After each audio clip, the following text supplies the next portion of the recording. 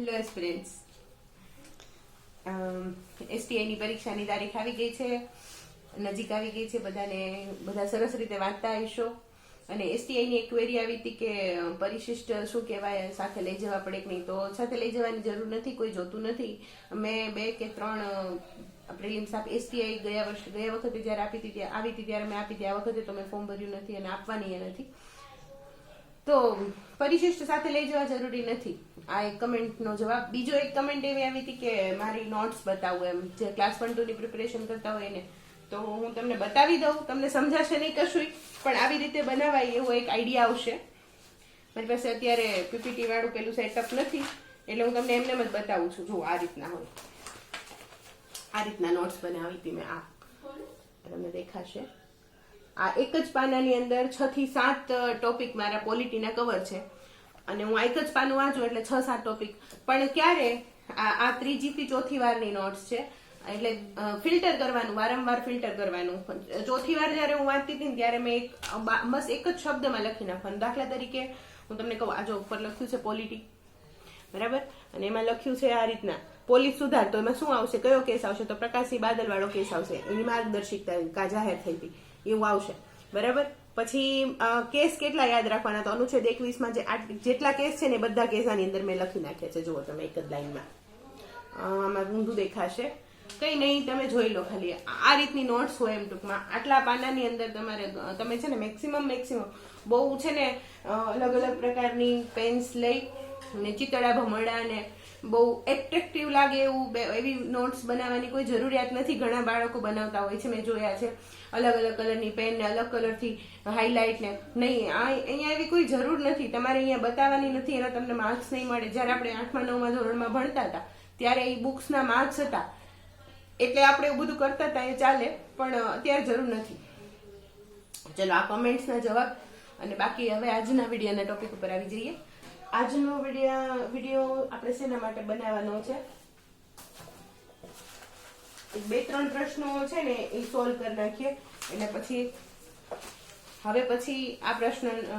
એ પ્રશ્નો ન રહે. અને પછી એનસીઆરટી હું શરૂ કરવાની છું. 2 વસ્તુ પેરેલલ ચાલ છે. એક એનસીઆરટી ના હું સાંજે કરાવીશ, એક ચેપ્ટર કરાવીશ. એનસીઆરટી માં આજે હું થોડુંક પહેલો જે ચેપ્ટર છે ને એનસીઆરટી ના 11મા ધોરણનું પોલિટીનું, એની થોડીક પ્રસ્તાવના બાંધી દઈશ. કાલે કે પરમ દિવસે એનો હું લેક્ચર લઈ આવીશ આખો. મારી હેન્ડ રિટન નોટ્સ હશે તો હેન્ડ રિટનમાં, અથવા જે પણ રીતે મને અનુકૂળ આવશે એ રીતે હું તમને આપી દઈશ, બરાબર.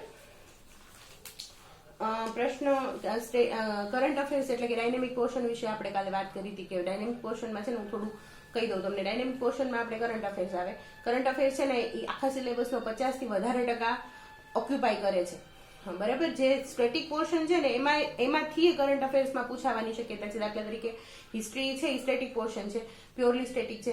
પણ હિસ્ટ્રીમાં કંઈ કેવું થયું, હિસ્ટ્રી અને કલ્ચર બંનેમાં કંઈ કેવું થયું, નવી કોઈ શોધ થઈ, કંઈ જે જૂના સિંધુ સભ્યતાના સ્થળો કોઈ નવા મળી આવ્યા, અને એના વિશે કોઈ ચર્ચામાં કોઈ ટોપિક રહ્યો હોય તો એ પ્રશ્નમાં પૂછાઈ શકે. તો એ તમારે ધ્યાન રાખવાનું છે, બરાબર.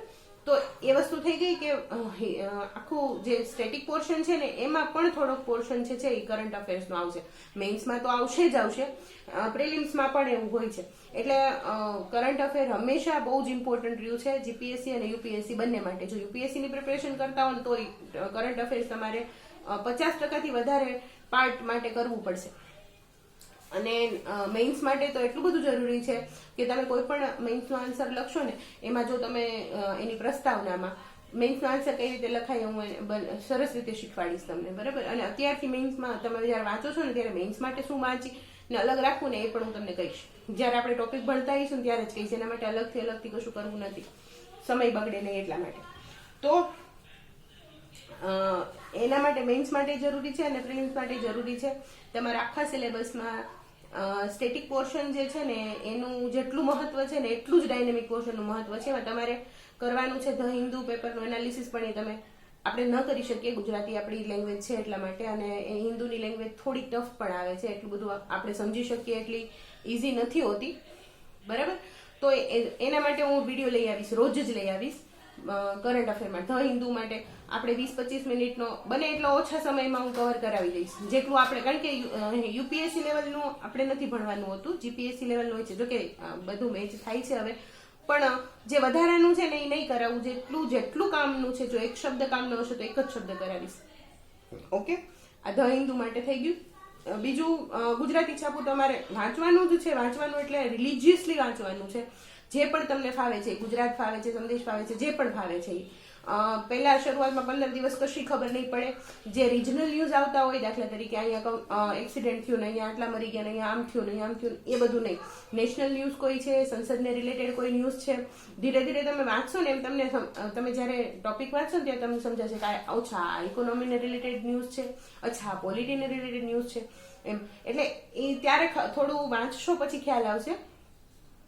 એક વસ્તુ કરવાની છે કરંટ અફેર્સ માટે, અને એક યોજના અને પાક્ષિક, આના બેના એનાલિસિસ શબ્દ જેવો છે કે તમારે વિશ્લેષણ કરવાનું. વિશ્લેષણ જે પણ ટોપિક એવા હશે ને કે જે યાદ રાખવા પૂરતું છે એ હું તમને અહીંયા કરાવી દઈશ. પાક્ષિકના પણ આપણે સરસ મજાના નાના નાના વિડીયો બનાવી દઈશું. એટલે પાક્ષિક માટે તમારે બહુ ચિંતા નહીં કરવી પડે, પણ એમાં જે તમારે પછી વિચારવાનું છે ને, પાક્ષિક વાંચવાનું એટલા માટે કે તમારી ભાષા સજ્જતા સારી થાય. ભાષાની સજ્જતા માટે પાક્ષિક વાંચવાનું છે, જે એસેમાં પણ ઉપયોગી થશે, જીએસ ના પેપર્સમાં પણ ઉપયોગી થશે. બરાબર, ચલો આ થઈ ગયો ડાયનેમિક પાર્ટની વાત. એમાં મારો રોલ એટલો રહેશે કે હું તમને યોજના, પાક્ષિકનું એનાલિસિસ કરાવીશ, ધ હિન્દુનું એનાલિસિસ કરાવીશ. ગુજરાતી છાપું તમારે જાતે વાંચવાનું છે.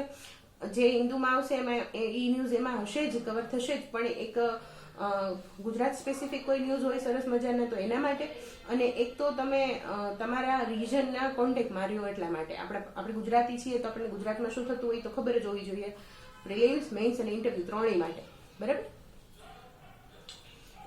બીજું એ થઈ ગઈ સ્ટેટિક પોર્શનની વાત છે. હવે સ્ટેટિક પોર્શનમાં મારે એક સરસ મજાની વાત તમને કરવી છે કે સ્ટેટિક પોર્શન અઘરોય છે, અને બીજું કે એમાં વાંચવાનું અને યાદ રાખવાનું બહુ જ વધારે છે. તો સમય જ્યારે જો વર્કિંગ હોય કોઈ, હાઉસવાઈફ હોય કોઈ, અને એ પ્રિપેરેશન કરતા હોય તો ટાઈમનું મેનેજમેન્ટ બહુ ઇમ્પોર્ટન્ટ છે, જેમ મેં પહેલાં જ કીધું છે. તો શું કરાય? મેં શું કર્યું હતું, મારી છે ને પદ્ધતિ થોડીક વિચિત્ર હતી વાંચવાની. એ બધાને અનુકૂળ ન પણ આવે, છતાં પણ તમારા રિસ્કે તમે કરો ને એટલા માટે હું તમને કહી રહી છું. પણ હા, ઇફેક્ટિવ છે એ હું 100% કહીશ. મારી પાસે મને છે ને સિલેબસમાં બહુ બધું સમજાતું નહોતું, કારણ કે આપણે સિલેબસ વાંચીએ તો એમાં પોઈન્ટ આપેલા છે. તો સિંધુ સંસ્કૃતિનો પોઈન્ટ પછી પછી પીવાય વાંચીએ તો ખબર ન પડી કે આ ક્વેશ્ચન કયા સિલેબસના કયા ટોપિકમાંથી આવેલો છે. તો એ પણ આપણને ખબર પડવી જોઈએ કે, કારણ કે જેમ પીવાયક્યુ એનાલિસિસ આપણે કરવાના હોઈએ તો કયા ટોપિકમાંથી ક્વેશ્ચન આવ્યો છે એના આધારે ખબર પડશે કયો ટોપિક ઇમ્પોર્ટન્ટ છે. પણ ટોપિક વાંચેલા તો હોવા જોઈએ, એનો ઓવરવ્યૂ તો ખબર હોવો જોઈએ. એના માટે મેં એવું કર્યું હતું કે મેં જે 14-15 કલાકના 16 કલાકના એવા વિડીયોઝ આવે છે મેરેથોનના, એવા વિડીયોઝ મેં સૌથી પહેલા લોકો છેલ્લે રિવિઝન માટે જોતા હોય છે એ મેં પહેલા જોઈ લીધા હતા. એટલે મને ફાયદો શું થયો કે જ્યારે હું પછી એક્ઝેક્ટલી એસચ મારે બુક વાંચવાનો મારી પાસે બહુ ઓછો સમય હતો. કોઈ પણ એક બુક લઈને પછી બેસું વાંચવાને, એની નોટ્સ બનાવતી જાઉં એવો મારી પાસે સમય હતો જ નહીં.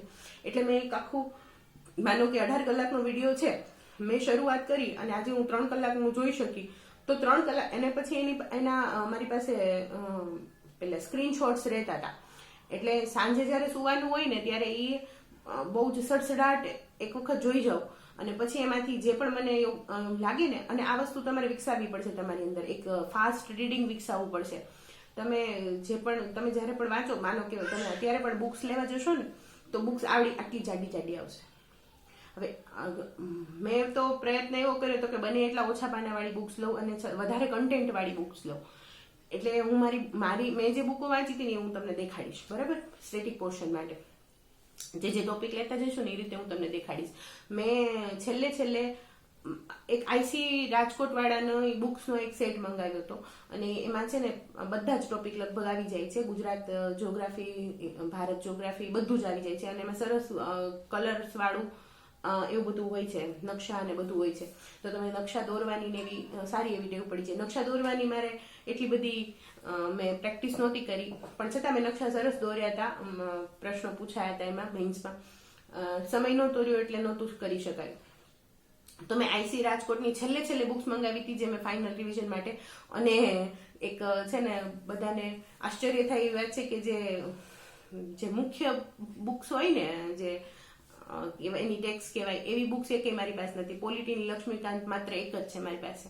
બીજી મારી પાસે યુવા ઉપનિષદની કેવી, જે જનરલી બધા કહેતા હોય છે બુક સોર્સ માટે આપતા હોય છે, એવી મારી પાસે એકેય બુક્સ નથી. આ વસ્તુ કોઈએ કરવાની નથી, તમારે બુક્સ મંગાવવાની જ છે અને એ જ વાંચવાની છે. પણ બુક્સ માટે હું તમને એવું કહીશ કે તમે એક વસ્તુ સમજો કે તમને જો ભાષા નહીં સમજાય તો એ બુક્સ કંઈ કામની નથી. અંતે પેપર તમારે આપવાનું છે. તમે કોઈ કોચિંગમાં જાઓ છો, એના મટીરિયલ તમે લઈને આવ્યા છો અને વાંચો છો, પણ તમને એની ભાષા નથી સમજાતી, એ શું કહેવા માંગે છે ક્લિયર જ નથી થતું, તો અઘરું પડશે. તો અંતે પેપર તમારે જ લખવાનું છે. એટલે તમને જે ભાષા સમજાય છે એ જ તમારે વાંચવી. એટલે પુસ્તકો માટે હવે બહુ સમય ન બગાડવો જોઈએ એવું મને લાગે છે. એટલે તમારી પાસે જે પુસ્તકો છે ને એ જ પુસ્તકો તમે વાંચો, એમાં કશો વાંધો નથી. અને જો નથી ખરીદ્યા તો પછી યુવાના, ગુજરાતીમાં જ વાંચવા છે તો યુવાના સારામાં સારા આવે છે, બરાબર. બધા જ પુસ્તકો સારા આવે છે. અને એના યુપીએસસીના જે પુસ્તકો છે ને એનું જે ટ્રાન્સલેશન મોટે ભાગે કરેલું છે એવું મેં સાંભળ્યું છે. મેં પુસ્તકો જોયા નથી. મેં આઈસી રાજકોટના પુસ્તકો વાંચ્યા હતા. એટલે એનો જે સેટ આવે છે, આખું સેટ જ આવે છે આખી ઓલાનું. અને મેઇન્સ માટે મેં વેબ સંકુલની આખી જે ક્વેશ્ચન આન્સરની સિરીઝ એ લોકોએ મેઇન્સ મંત્રા નામની છે એ મેં મંગાવી હતી. અને એમાંથી જ મેં ક્વેશ્ચન આન્સર લખવાની પ્રેક્ટિસ કરી હતી. જો કે ક્વેશ્ચન એમાંથી સીધા બેઠા નથી પૂછાતા, કોઈ ક્યાંયથી બેઠા નથી પૂછાતા. તમારે ખાલી ઇન્ફોર્મેશન ગેધર કરવાની છે. અને પછી જે રીતે આ કેવું છે કે જો આપણી પાસે લોટ પ્રિપેર હોય ને, ઘઉંનો લોટ, તો આપણે એમાંથી રોટલી એ બનાવી શકીએ, સુખડી એ બનાવી શકીએ, શીરો એ બનાવી શકીએ, બધું બનાવી શકીએ. પણ લોટ જ ના હોય તો એના જેવું છે. પેસિવલી આપણે ઇન્ફોર્મેશનને ઉપયોગ કરવાની છે. માનો કે કોઈ પ્રશ્ન પૂછાણો, આ મેઇન્સની વાત છે. મેઇન્સની વાત આપણે નથી કરતા, અત્યારે નથી કરવી. પ્રિલિમ્સ માટે સમજીએ. પ્રિલિમ્સ માટે છે ને આ આઈસી રાજકોટ વાળાના પુસ્તકો સારા છે, પણ એમાં છે ને ઇન્ફોર્મેશન બહુ જ લિમિટેડ આપેલી છે. એટલે ત્યાં જ્યારે તમે, હું કહું છું ને, મેં વિડીયોઝ જોયા હતા બધા, આખા મેરેથોન જોયા હતા મેં, 15 કલાકના 20 કલાકના. તો મેં પોલિટીથી શરૂઆત કરી હતી. પોલિટીમાં મેં મધુકર કોટાવે સાહેબ છે, તમે લખી લેજો, એક બુકમાં લખી લેજો આ હું જે કહું છું ને. અને પછી તમે જોજો ફરી વાર, એકવાર ટ્રાય કરજો. જો હિન્દી ભાષા તમને સમજે. એ સાહેબ છે ને બહુ ધીમું બોલે. એ યુપીએસસી માટે પોલિટી ભણાવે છે, પણ યુપીએસસી ને જીપીએસસી માટે પોલિટી તો સેમ જ છે, બધું જ સેમ છે. એટલે સરસ ભણાવે છે અને બહુ જ સરસ ભણાવે છે. એમનો 18 કલાકનો એક લેક્ચર છે, 18 કલાકનો આખી પોલિટીનો, જેમાં એનસીઆરટી એ કવર છે. એટલે એનસીઆરટીના જે બધા ટૂંકના એની અંદર જે કન્ટેન્ટ છે ને એ બધું આવી જાય છે, એમ બધી સ્ટાન્ડર્ડ બુક્સનું પણ. એટલે એ તમે વાંચી શકશો, એ તમે જોઈ શકશો. અને જો તમને એ અનુકૂળ આવતો હોય, તમને સમજાતો હોય અને તમે એમાંથી નોટ સારી રીતે બનાવી શકતા હો તો એ પહેલા કરી નાખજો. આ મેં કર્યું હતું અને આ ઇફેક્ટિવ છે. પછી જ્યારે અને હિસ્ટ્રીના, કલ્ચરના એવા પણ 5-5 કલાકના, 6-6 કલાકના મેરેથોન આવે છે. તો જ્યારે સ્ટાર્ટિંગ કરવાની હતી, મને કંઈ સમજાતું જ નહોતું કે શું છે, ક્યાંથી કરવાનું છે. તો મેં આ કર્યું હતું. એટલે ઘણા બાળકોના એવા મેસેજ આવેલા છે કે ક્યાંથી કરવાનું, શરૂઆત ક્યાંથી કરવાની. તો શરૂઆત અહીંયાથી કરી શકો તમે. અથવા તો તમે એનસીઆરટીના પુસ્તકો લઈ લો. અને પુસ્તકો છે ને એને તમારે હાર્ડ કોપીમાં લેવા જવાની જરૂર નથી. પુસ્તકો ઈ પાઠશાલા નામની એનસીઆરટીની જ એક એપ્લિકેશન છે. ઈ પાઠશાલા લખી લેજો તમે લોકો. ઈ પાઠશાલા નામની એક એપ્લિકેશન છે. એની અંદર તમને બધા જ પુસ્તકો એનસીઆરટી ના મળી જાય છે, બરાબર. જો તમે જીસીઆરટી સરસ રીતે વાંચી છે ને તો પછી 6 થી 12મા ધોરણ, 6 થી તે 10મા ધોરણની વાંચવાની જરૂર નથી. તો તમે સીધી જ 11મા 12મા ધોરણની વાંચી શકો. કારણ કે પોલિટી માટે તો 11મા 12મા ધોરણની જ ઇમ્પોર્ટન્ટ છે. અને એમાં બધું જ તે પાછું રિપીટ થાય છે. જે તમે 6 થી 10મા વાંચો છો ને એ જ બધું રિપીટ થાય છે. અને જો તમારું કોઈ ફાઉન્ડેશન જ નથી, કશું ખબર જ નથી પડતી, તો તમારે એનસીઆરટી 6થા ધોરણથી વાંચવાનું શરૂ કરવાનું. અને પહેલો પોલિટી સબ્જેક્ટ લેજો, એ બહુ જ અનુકૂળ પડશે. મેં પહેલા પોલિટી જ લીધો હતો. અને હિસ્ટ્રી અને કલ્ચર સાથે લેજો. હિસ્ટ્રી અને કલ્ચર સાથે વાંચવાનું શરૂ કરજો. અને જો હવે 4 મહિનાનો સમય છે, એટલે તમે છે ને તમારું કંઈ પણ ટુ ડુ લિસ્ટ એક તો તૈયાર હોવું જોઈએ સવારમાં. અને તમારે એ વાંચવા જ માંડવાનું છે. સિંધુ ખીણની સંસ્કૃતિથી શરૂઆત કરી દેવાની. બરાબર. જેને ઇતિહાસ પહેલા કરવો, ઇતિહાસ એ ઘણા પહેલા કરતા હોય છે. મેં પહેલા પોલિટી કર્યું હતું. ઇતિહાસ કરો તોય વાંધો નથી. ઇતિહાસ કરો પહેલા એક નોવેલ રીડિંગ કરી નાખવાનું. નોવેલ રીડિંગ માટે છે ને તમારે સમય નક્કી કરી નાખવાનો. જો તમે અને ફાસ્ટ રીડિંગ કરવાનું. ફાસ્ટ રીડિંગ કરવાની ટેવ અત્યારથી જ પાડજો. એવું ન કરતા કે થોડુંક વંચાઈ જાય ને પછી ફાસ્ટ રીડિંગ કરશું એવું ન કરતા. જો તમે છે ને હજી કોલેજના તે વિદ્યાર્થી છો અને શરૂઆત જ કરો છો, અથવા તો તમે વર્કિંગ છો, જોબ કરો છો, તો છતાંય પણ તમે છે ને રીડિંગ છે ને ફાસ્ટ રાખજો. 1 મિનિટમાં ઓછામાં ઓછા તમારે 25 થી 30 શબ્દો વંચાઈ જવા જોઈએ. હું એવો ટાર્ગેટ રાખીને બેસતી કે 1 કલાકમાં હું 100 પાના વાંચી નાખીશ, અને વંચાઈ જતા, ઇઝીલી વંચાઈ જતા. એવું કઈ અઘરું નથી. પણ એ ક્યારે બીજી કે ત્રીજી વારમાં, પહેલી વારમાં તો 1 કલાકમાં 10-15 પાના વંચાય તો બહુ સારું કહેવાય એમ. અને એટલું તો વંચાવવું જોઈએ. પછી પાછા 2 પાના જ વંચાય, કલાક આખી જતી રહે, 2 પાના વંચાય. પહેલી વારમાં નોટ્સ બનાવતા નહીં. પહેલી વારમાં નોટ્સ બનશે નહીં અને નહીં જ, કારણ કે બધું જ ઇમ્પોર્ટન્ટ લાગશે. પહેલી વાર તમે વાંચશો ને ત્યારે એક ચેપ્ટર વાંચો અને પછી એની પાછળના MCQ કરો. MCQ કયા કરવાના? જે પ્રીવિયસ યરના હોય તે જ તે 10 વર્ષના તમારી પાસે PDF ફોર્મમાં હોવા જ જોઈએ પેપર. અને જેટલી વાર એક ટોપિક વાંચો, સિંધુ ખીણની સંસ્કૃતિ વાંચી તો એના ક્વેશ્ચન જોઈ લો. પછીનો ટોપિક છે જૈનિઝમ ને બૌદ્ધિઝમ ને વૈદિક ધર્મ. એ જો વાંચો એના MCQ જોઈ લો. કેવા MCQ પૂછાય છે ખબર પડશે, કેટલા પૂછાય છે ખબર પડશે.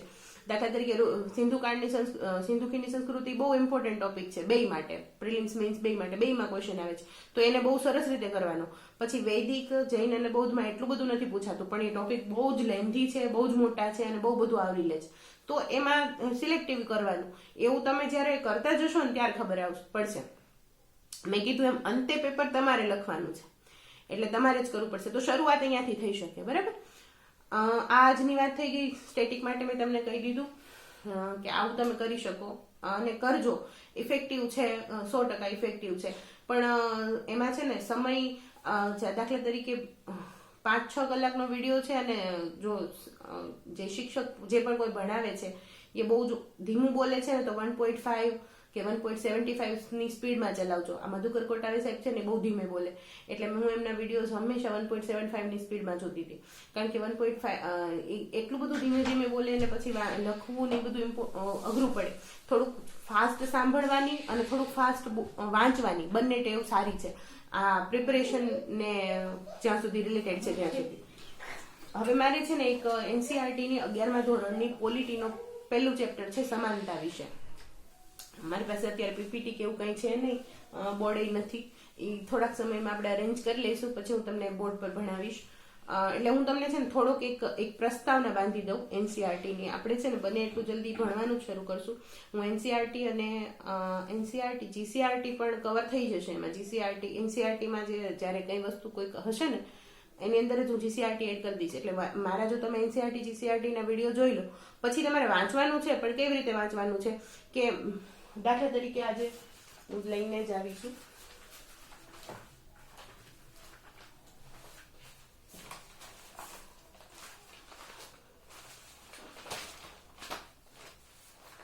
બુક બહાર પડી ગઈ લાગે છે, તો એ સમાનતા વાળું જોઈ લઈને બહાર બુક પડીશ તો જો સમાનતા વાળું ચેપ્ટર છે પોલિટીના 11મા ધોરણમાં પહેલું સમાનતાનું ચેપ્ટર છે. તો સમાનતાના ચેપ્ટરમાં પહેલા વાત કરી છે નેલ્સન માંડેલાની અને આંગ સાન સુકીની. કે જો પોલિટીના આ જે NCERT ના ચેપ્ટર છે ને એ બહુ જ ડિસ્ક્રિપ્ટિવ ટાઈપના ચેપ્ટર છે. એમાં લખવાનું કે પોઈન્ટ્સ યાદ રાખવાના બહુ બધા છે નહીં. છે થોડાક છે, એ હું જ્યારે SH ભણાવીશ ને ત્યારે કહીશ. હું તમને માત્ર પ્રસ્તાવના બાંધી દઉં, તમે NCERT આજે વાંચી શકો ને એટલા માટે. NCERT ખરીદવાની જરૂર નથી. તમે છે ને જો તમારી પાસે લેપટોપ હોય, PC હોય તો છે ને તેની અંદર તમે ડાઉનલોડ કરી દો. બુકમાં પણ ફોનમાં પણ ડાઉનલોડ થઈ શકે. તમે વર્કિંગ છો, ક્યાંય જઈ રહ્યા છો તો તમે ત્યારે એ પુસ્તકો વાંચો અને નાઇટ મોડમાં ને એવી રીતે સરસ સેટિંગ આવે છે એમાં, એટલે તમે વાંચી શકો. અને અક્ષરો પણ મોટા છે એટલે વાંચવામાં ઈઝી પડે છે અને પુસ્તકની જેમ જ તમે વાંચી શકો છો. એટલે એમાંથી વાંચી લેવું. બને ત્યાં સુધી પુસ્તકો એના ખરીદવા નહીં. અને છતાંય જો તમે ખરીદી શકતા હો તો ચોક્કસથી ખરીદો, કારણ કે સમય એટલો વેસ્ટ થાય અને એમાં એટલું બધું ઇમ્પોર્ટન્ટ નથી. આ ખાલી સમજવા માટે છે. NCERT છે ને એ બેઝ બનાવવા માટે છે, બેઝ. પછી તમે પછીની જે માહિતીઓ છે ને જે પુસ્તકોમાં આપેલી એ તમે સારી રીતે સમજી શકો ને એના માટે છે. કઈ વાંધો નહીં, ચાલે. તો સમાનતા વિશે પેલું ચેપ્ટર છે, તમે જોઈ લેજો. એમાં પેલા નેલ્સન માંડેલા અને આંગ સાન સૂ કીની વાત કરેલી છે, એ તમે વાંચી લેજો, એના ફકરા આપેલા છે. તો નેલ્સન માંડેલાની હતી આત્મકથા લોંગ વોક ટુ ફ્રીડમ. હવે એમણે શું કર્યું ફ્રીડમ મેળવવા માટે? સ્વતંત્રતાથી તમે શું સમજો છો? અહીંયા સ્વતંત્રતા વિષય છે ને, સ્વતંત્રતા વિશે તો ઘણું બધું બોલી શકાય, સમજી શકાય, કહી શકાય. તમારા છે ને કોન્સેપ્ટ ક્લિયર થઈ જવા જોઈએ. સ્વતંત્રતા એટલે આપણે શું માનીએ કે મેરી મરજી, એમ હું જેમ ચાહું, હું જેમ ઈચ્છું એમ કરી શકું, તો એવું નથી. એ આ ચેપ્ટરની અંદર આખી ક્લેરિટી આપવામાં આવી છે. એટલે તમે જયારે આગળ પછી આપણા બંધારણ ભણવાનું આવશે ને, તો બંધારણમાં અનુચ્છેદ 21 છે ને, એ સમાનતા સ્વતંત્રતા માટેનો છે, બરાબર. Right to privacy, right to right to right to ઘણા બધા રાઇટ્સ છે. અને અનુચ્છેદ 21 છે ને એ એવરગ્રીન કહેવાય ને કે અનુચ્છેદ છે, જ્યારે ચર્ચામાં પણ એટલો રહેશે, કરંટ અફેરમાં પણ એટલો રહેશે. એટલે આ તો તમારે યાદ જ રાખી લેવાનું. હા દીકા ચલ, અમારા બેન પણ બંધારણ ભણશે. તો એમાં નેલ્સન માંડેલાની લોંગ વોક ટુ ફ્રીડમ છે, અને આંગ સાન સૂ કીની ફ્રીડમ ફ્રોમ ફિયર, એટલે કે ડરથી કેવી રીતે જીતવું, પોતાના ડરથી કેવી રીતે જીતવું, એ બાબતે એમણે લખેલી છે આત્મકથા. એ બંનેની આત્મકથા વિશે લખેલું છે. અને 4-5 પોઈન્ટ સ્વતંત્રતાના આપેલા છે. દાખલા તરીકે સ્વતંત્રતાની વ્યાખ્યા કરવી હોય તો સારામાં સારી વ્યાખ્યામાંથી થઈ શકે. જો આ વખતે મેઇન્સમાં જ તે પૂછાણું હતું, મેઇન્સમાં આવે છે ને ઓલા બહુ પૂછાય છે, આપણે કહેવાય ને કે એબ્સ્ટ્રેક્ટ ટાઈપના હોય ને નિબંધો, એ બહુ પૂછાય છે. હવે સીધા જીએસ વાળા તમારી પાસે બહુ બધા ડેટા છે ને તમે લખી નાખો, એવા નિબંધો હવે નથી પૂછાતા, અને લિમિટેડ ટાઈમમાં લખવાનું હોય છે. એટલે તમે છે ને જો બહોળું વાંચન નહીં હોય ને તો અઘરું પડશે. એટલે વાંચવાનું છે ને બહોળું વાંચવાનું રાખવાનું. એક સબ્જેક્ટ છે તો એને લખવાનું નથી, એનું જે કોન્સેપ્ચ્યુલાઇઝેશન છે ને એ મગજમાં થવું જોઈએ, એને તમારા વિચારવાની દિશાઓ ખુલવી જોઈએ. પણ તમારે લખવાનું થોડુંક જ છે કે જેને તમે રિવાઇઝ કરી શકો. કારણ કે રિવાઇઝ કરવું એ કેટલું છે, એ માહિતી છે. મેં તમને કીધું ને આખા જે પેપર્સ છે, આખી જે એક્ઝામ છે ને, એમાં માહિતીનો રોલ ખાલી 40 થી 45% જ છે. બાકીનો 55% રોલ છે ને એ તમારા વ્યક્તિત્વનો છે. તમે કેવી રીતના વિચારી શકો છો, તમે કયા પોઈન્ટને ક્યાં લઈ જઈ શકો છો. ગરીબી છે કોના મૂળમાં રહેલી છે એ તમને ખબર હોવી જોઈએ. જો ગરીબીનું ઉન્મૂલન થશે તો કેટલા બધા પ્રોબ્લેમ સોલ્વ થઈ જશે. એ આખું જે હોલિસ્ટિક પિક્ચર છે ને એ તમારા મગજની અંદર છે કે નહીં, એ આ એક્ઝામિનર ચેક કરશે. એટલે આવા દરેક વિષયો માટે છે આવું. એટલે એ વસ્તુ ધ્યાનમાં રાખજો. અને સ્વતંત્રતાની એમાં 3-4 વ્યાખ્યાઓ બહુ સરસ આપેલી છે, એને તમે લખી લેજો. બહુ નાની છે, 5-6 શબ્દોમાં. જો આવી વ્યાખ્યા તમે લખી હોય, સ્વતંત્રતાની મારી વિભાવના વિશે આવતે મેન્સમાં ક્વેશ્ચન હતો, એબ્સ્ટ્રેક્ટ નિબંધ હતો, ક્વેશ્ચન નહીં નિબંધ હતો, લગભગ ગુજરાતીના પેપરમાં હતો, અથવા તો 800 શબ્દો વાળો હતો, મને યાદ નથી પણ હતો. તો સ્વતંત્રતા એ બહુ જ ઇમ્પોર્ટન્ટ ટોપિક છે. સ્વતંત્રતા વિશે અને આ જે રાઇટ્સ છે ને, મૂળભૂત હકો, એ એવરગ્રીન ટોપિક છે જીપીએસસી ના અને યુપીએસસી ના જ. અને એના જો ક્વેશ્ચન ન હોય ને તો પેપર પૂરું જ ન થાય, અધૂરું જ રહે. એટલે એ બહુ ઇમ્પોર્ટન્ટ છે. એટલે આ ચેપ્ટર એ બહુ ઇમ્પોર્ટન્ટ છે. આ ચેપ્ટર તમે આખું વાંચી લેશો ને એટલે સ્વતંત્રતાની તમારી વિભાવના છે ને આખી બહુ ક્લિયર થઈ જશે કે સ્વતંત્રતા એટલે ખરેખર શું. સ્વતંત્રતા એટલે એમાં એવું લખ્યું છે, મેં વ્યાખ્યાઓ લખી હતી પણ કઈ નહીં, તો એવી રીતના છે.